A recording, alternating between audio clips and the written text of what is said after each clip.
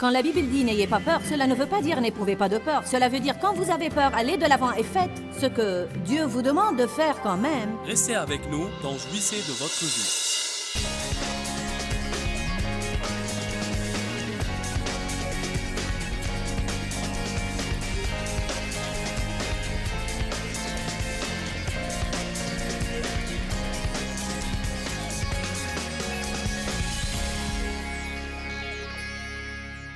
Si votre vie est un désastre, c'est que vos pensées sont un désastre. Si vous voulez redresser votre vie, vous devez redresser vos pensées. Allons à Romains 12. Nous avons lu ce passage la veille, mais je me trouve amené à commencer là de nouveau. Romains 12.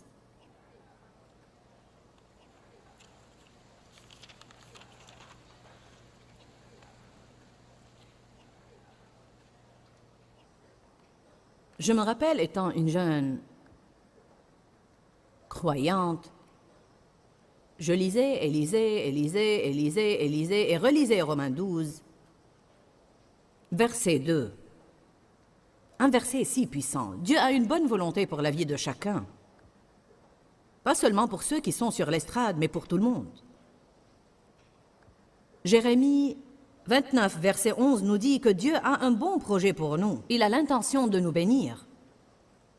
Satan a un projet, mais Dieu a un autre projet.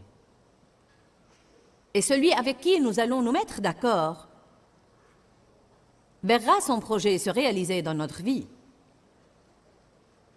L'esprit est le champ de bataille. Satan nous ment. Il est le père du mensonge. Il ment et il ment et il ment. Et quand une personne est dupée, elle est dupée parce qu'elle a cru une chose qui n'est pas vraie. Mais bien qu'elle ne soit pas vraie, elle devient vraie pour elle parce qu'elle la croit. Qu'il te soit fait selon ta foi. Cela s'applique non seulement à la forme négative pour les bonnes choses que nous voulons, je veux dire à la forme positive pour les bonnes choses que nous voulons, mais aussi à la forme négative pour les mauvaises choses que nous ne voulons pas. Job a dit « Ce que je crains, c'est ce qui m'arrive ». Savez-vous ce qu'est la peur? La peur, c'est croire ce que Satan dit.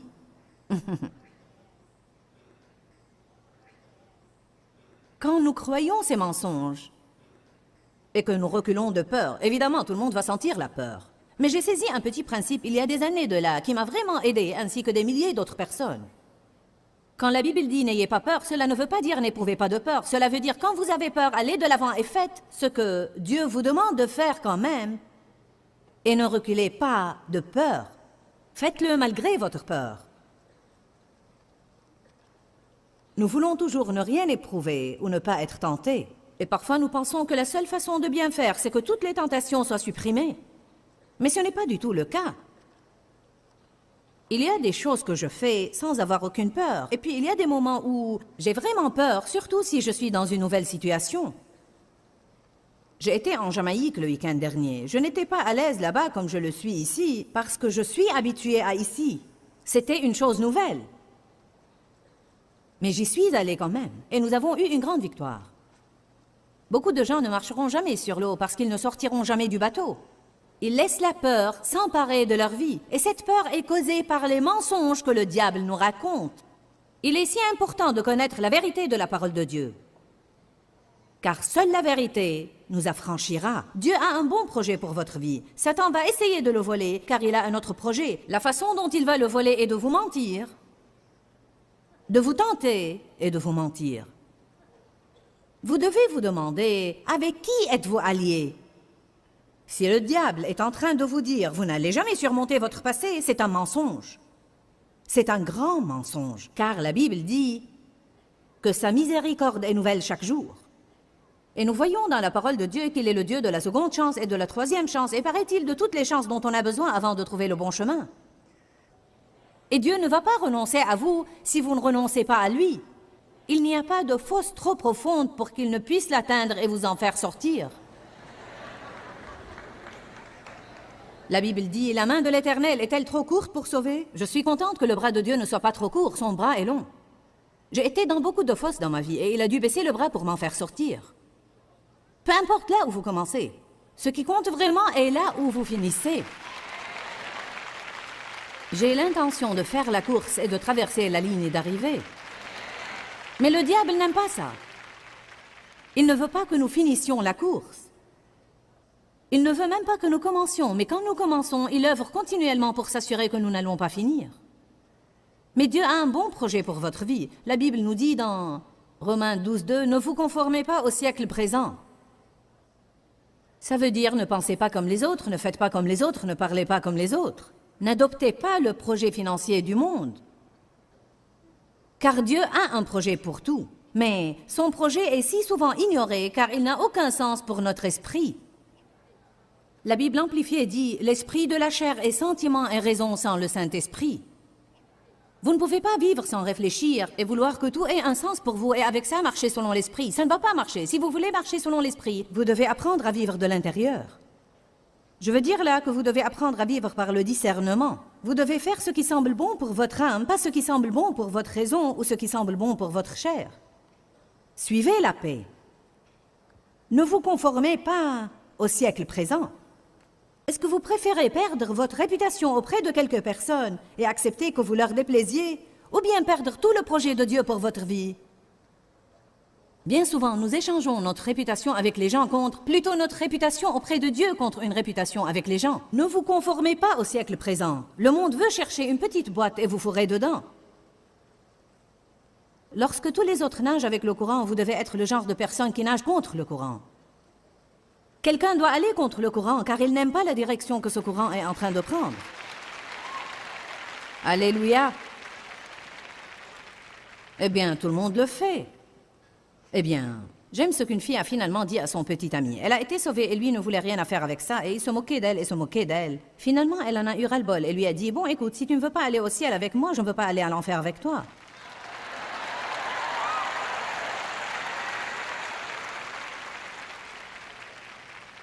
Ne vous conformez pas au siècle présent, mettez-vous cela dans la tête. Mais soyez transformés. Comment? Par le renouvellement de votre intelligence. Comment sommes-nous transformés? Cela ne se fait pas d'un coup de baguette magique. Nous ne sommes pas transformés par la prière ou l'imposition des mains. Nous ne sommes même pas complètement transformés lorsque nous sommes régénérés. Quand vous êtes régénéré, vous sortez de l'esclavage et vous vous dirigez vers la terre promise. Mais vous pouvez passer toute votre vie chrétienne à traîner dans le désert si vous ne redressez pas vos pensées. Les Israélites, par exemple, ont traîné 40 ans pour essayer de faire un voyage de 11 jours d'après la Bible. Dieu a dit, vous avez été dans ces montagnes assez longtemps. Il est temps de vous mettre en route. Et un de leurs plus grands problèmes n'était pas les nations ennemies qui les menaçaient, c'était leur attitude puante et leur mauvais esprit. Et ils murmuraient tout le temps, ils grognaient et murmuraient et ils se plaignaient.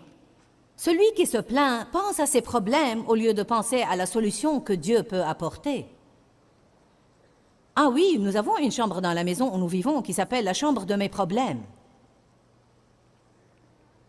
La veille, j'ai enseigné un message intitulé « Une maison faite de pensées ». Et j'ai apporté des blocs ici, et j'ai expliqué comment chaque pensée que nous pensons est une autre brique dans la maison que nous construisons. Et plusieurs fois, nous y sommes emprisonnés avec l'ennemi parce que nous avons écouté toutes ces pensées. Une forteresse est une région qui est dominée dans notre esprit par Satan. Il nous ment et il nous ment et il construit une forteresse, et puis il entre dans cette région de pensée et nous domine à partir de cette forteresse. La Bible dit que nous devons renverser les imaginations et toutes ces forteresses qui sont construites dans nos esprits et que nous devons exalter la parole de Dieu et la croire plus que nous croyons les mensonges du diable. Les armes avec lesquelles nous combattons ne sont pas charnelles, mais elles sont puissantes par la vertu de Dieu pour renverser des forteresses. Nous renversons les raisonnements et toute hauteur qui s'élève contre la connaissance de Dieu. Ces forteresses sont construites dans nos esprits. Là où l'esprit ira, l'homme suivra. Proverbe dit « Comme un homme pense dans son cœur, ainsi il le devient ». Je vous ai montré la veille. Roxane, monte ici, aide-moi pour une minute et fais ce que Sandy a fait la veille car elle n'est pas là. Parfois, nous profitons d'une image beaucoup plus que des mots. Si je suis un esprit et elle est un homme, partout là où l'esprit ira, l'homme suivra. Vous n'allez pas... Vous savez, c'est comme ça. L'esprit mène l'homme. L'esprit mène l'homme, que ça vous plaise ou non. Amen. Si je change de direction, Roxane me suit. Merci. Combien de vous me comprennent? Là où l'esprit ira, l'homme suivra. Nous construisons cette maison là où nous vivons, qui est notre vie. Nous construisons une vie pendant des années. La vie ne se produit pas tout à coup.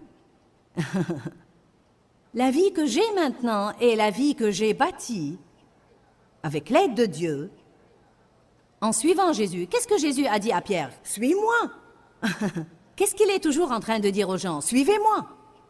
Cela veut dire, suivez mes principes, faites ce que je fais, lisez la Bible. Vivez la vie. Le christianisme n'est pas venir à l'hôtel, c'est un style de vie. C'est une vie qu'on construit.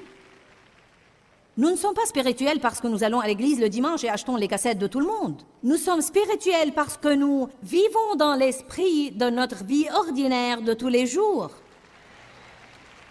Nous vivons ces principes. Il y a 25 ans de là, quand ma vie était un désastre, j'étais chrétienne, j'étais régénérée.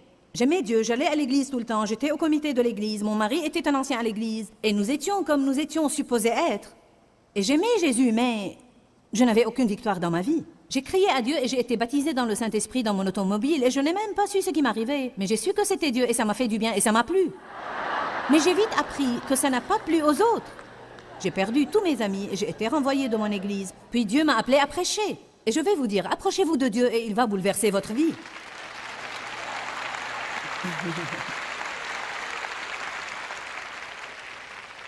Il aime choisir des choses ordinaires que le monde regarde comme ordures et s'en servir pour des choses importantes et puissantes. La Bible dit que Dieu fait exprès de choisir les choses faibles et folles du monde pour confondre les sages. Et me voilà devant vous ce soir, une chose faible et folle. Dieu s'est approprié de moi il y a 25 ans dans mon automobile. Eh bien oui, vous savez, j'ai une belle vie maintenant. Tous mes enfants sont sauvés. Mon mariage est réussi. Nous avons un ministère international. Nous prospérons. Nous sommes en train d'aider beaucoup de gens. J'ai de beaux habits. J'ai une belle voiture. Mais je n'ai pas commencé là. Je me rappelle, il y a 25 ans, que je lisais Romains 12:2 quand mon esprit était un désastre. Si négatif et si critique. Je n'avais confiance en personne, je n'aimais personne, j'avais tellement de problèmes. Renouvelez complètement vos esprits, renouvelez complètement vos esprits. Et maintenant, j'ai une belle vie, mais c'est une vie qui a été construite, une brique à la fois. Dieu nous change, mais il le fait petit à petit. Ne vous exaspérez pas si vous avez un désordre qui a pris 40 ans pour se former, si Dieu ne le redresse pas en 2 semaines.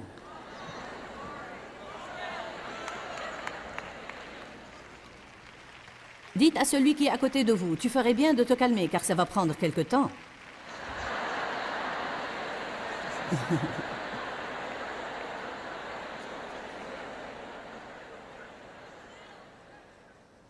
Je voudrais m'assurer que tous ceux qui nous regardent à la télé le comprennent eux aussi.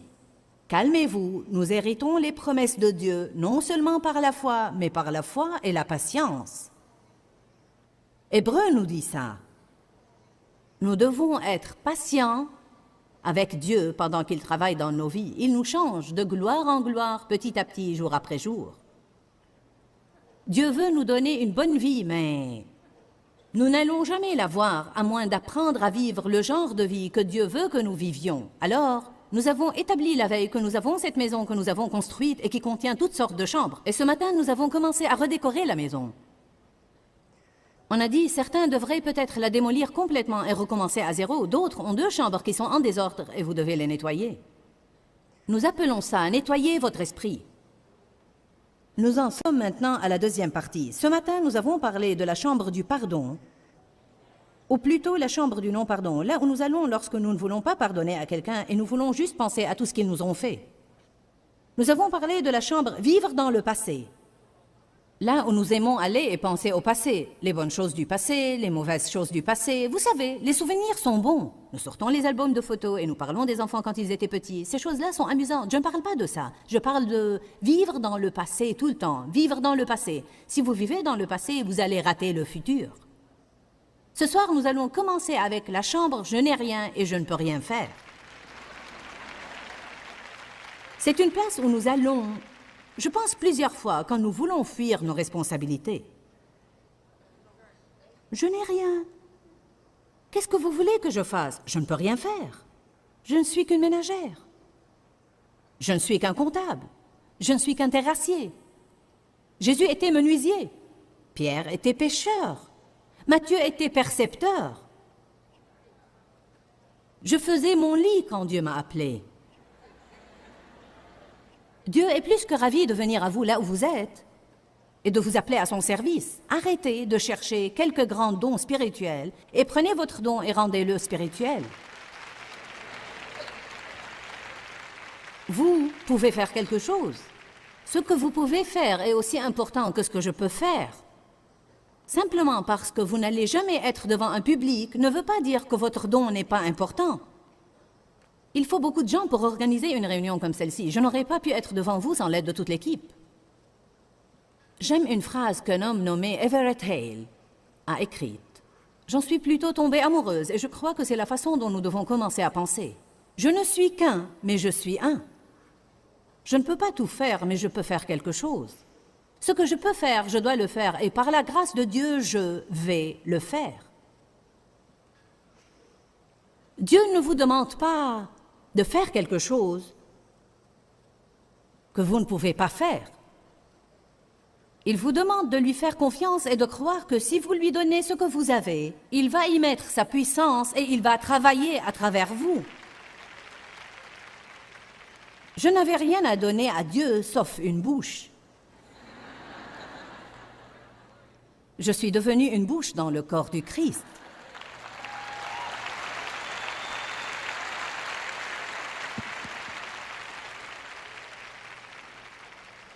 Je ne chante pas, je n'écris pas des poèmes, je ne fais rien de spécial. Vraiment, ça me faisait peur au début parce que vous savez, parfois lorsque vous êtes dans ma position et que vous avez des milliers de personnes devant vous, vous vous sentez presque contraint à poser pour impressionner. Et je ne fais que parler. Je suis une bouche. Rien qu'une bouche. Mais Dieu se sert de ma bouche pour changer des millions de vies, je crois. Au moins, beaucoup de gens nous disent qu'ils changent. Une bouche, rien qu'une bouche. C'est vraiment passionnant lorsque vous y êtes. Mon mari, d'autre part, n'est pas l'orateur éloquent que je suis. Il peut se lever et dire ce qu'il a à dire. Mais Dave n'aime pas être là-haut tout le temps à prêcher, mais Dave a un don énorme pour la finance. Quand Dave était jeune garçon, il mettait déjà de l'argent de côté dans ses chaussettes. Il avait beaucoup de frères et de sœurs et leur famille était plutôt pauvre. Et personne, aucun de ses frères et sœurs n'avait jamais rien. Mais Dave avait toujours de l'argent parce qu'il le mettait de côté. Il a acheté une nouvelle voiture lorsqu'il avait 17 ans et l'a payée comptant. Parce qu'il avait de l'argent de côté. Et Dave est toujours doué à faire ça. Je ne suis pas aussi doué que lui. Je suis doué à dépenser.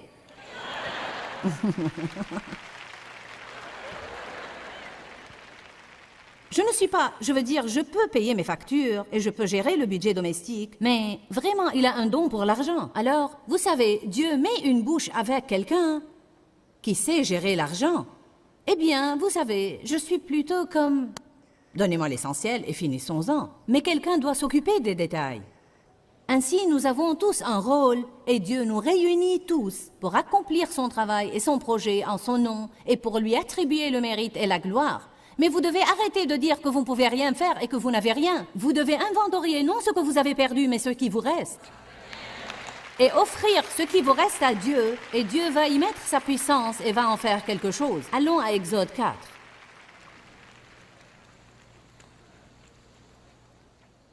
Je veux vous parler de quelques personnes dans la Bible qui ont donné à Dieu ce qu'ils avaient. Et ce qu'ils avaient n'était pas grand-chose. Dans certains cas, c'était si peu au point d'être embarrassant. Exode 4:1. Moïse répondit et dit, « Voici, ils ne me croiront point et ils n'écouteront point ma voix, mais ils diront, l'Éternel ne m'est point apparu. » L'Éternel lui dit, « Qu'y a-t-il dans ta main ?» Il répondit, « Une houlette. » C'était probablement comme un bâton, vous savez, comme une canne pour s'y appuyer. L'Éternel dit, « Jette-la par terre. » Il la jeta par terre. Et elle devint un serpent. C'était le symbole de la force royale et divine mis sur les couronnes des pharaons. Et Moïse eut peur et fuit de devant lui. Quel est le message là? Moïse a dit, ils ne vont pas me croire, je ne peux pas aller faire ça. Je ne peux pas faire sortir tout ce peuple hors de l'esclavage, je ne suis pas l'homme qu'il faut. Moïse, arrête de me dire ce que tu n'as pas et ce que tu ne peux pas faire. Qu'y a-t-il dans ta main? Une canne. Donne-la-moi. Il la remplit de sa force. Vous voyez, Dieu peut se servir d'une chose minable. Il s'est servi d'un âne pour parler à un prophète. Non, mais franchement, si Dieu peut se servir d'un âne, il peut se servir de moi et de vous.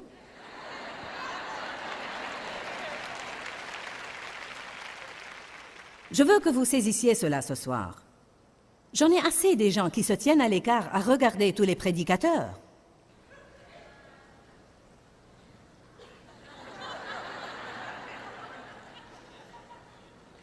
Je souhaite.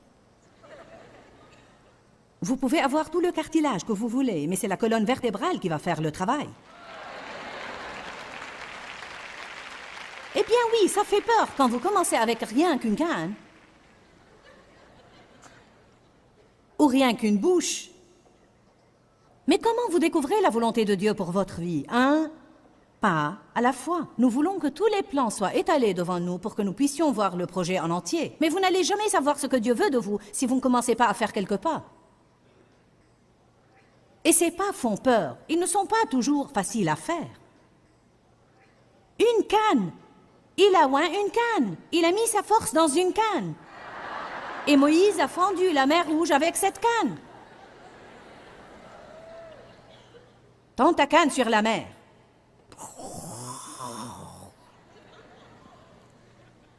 Dites tous une canne.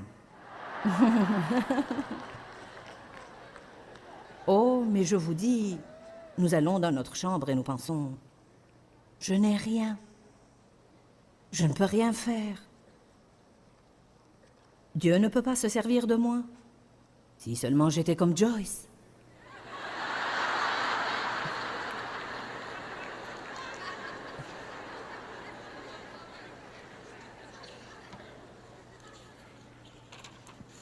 Allez à Marc chapitre 6, verset 34. Quand il sortit de la barque, Jésus vit une grande foule et fut ému de compassion pour eux parce qu'ils étaient comme des brebis qui n'ont point de berger. Et il se mit à leur enseigner beaucoup de choses. Comme l'heure était déjà avancée, ses disciples s'approchèrent de lui et dirent, « Ce lieu est désert et l'heure est déjà avancée. Renvoie-les afin qu'ils aillent dans les campagnes et dans les villages des environs, afin qu'ils puissent s'acheter de quoi manger. » Jésus leur répondit, « Donnez-leur vous-même de quoi manger. » J'aime vraiment ça, car nous voulons toujours que les autres s'en aillent et se débrouillent tout seuls. Jésus leur dit, « Occupez-vous d'eux. » Ils ont dit, « Nous n'avons rien pour nous occuper d'eux. » Qu'est-ce que tu veux qu'on fasse? Qu'on aille acheter du pain pour 40 $, car c'est tout ce que nous avons, et le donner à manger à 5000 personnes? Vous voyez, leurs esprits étaient fermés. Et parce qu'ils ne pensaient pas qu'ils avaient assez pour combler le besoin, ils ont décidé de ne rien faire. Aujourd'hui au programme, nous avons parlé de l'importance de nettoyer nos pensées. Maintenant, je veux dire que nous ne pouvons pas le faire sans l'aide de Dieu, car sans lui, nous ne pouvons rien faire. La Bible nous enseigne dans 2 Corinthiens chapitre 10 que nous devons renverser les imaginations erronées et toute hauteur qui s'élève contre la véritable connaissance de la parole de Dieu. Cela nous apprend que nous devons penser à ce que nous pensons et que nous devons être responsables de nos pensées, vraiment responsables de nos pensées, et que nous ne devons pas penser à tout ce qui nous passe par la tête. N'oubliez pas qu'il y a la vie dans la parole et que Jésus est mort pour nous donner cette vie en abondance. Que Dieu vous bénisse. J'espère vous revoir avec moi demain. Quand, Seigneur, quand? Dans ce livret, Joyce Meyer vous apprend à faire confiance au temps de Dieu. Pour obtenir ce livret gratuitement, écrivez-nous à Joyce Meyer, boîte postale 40095-6300 Larnaca, Chypre. Ou bien visitez notre site web www.joycemeyer.org/fr.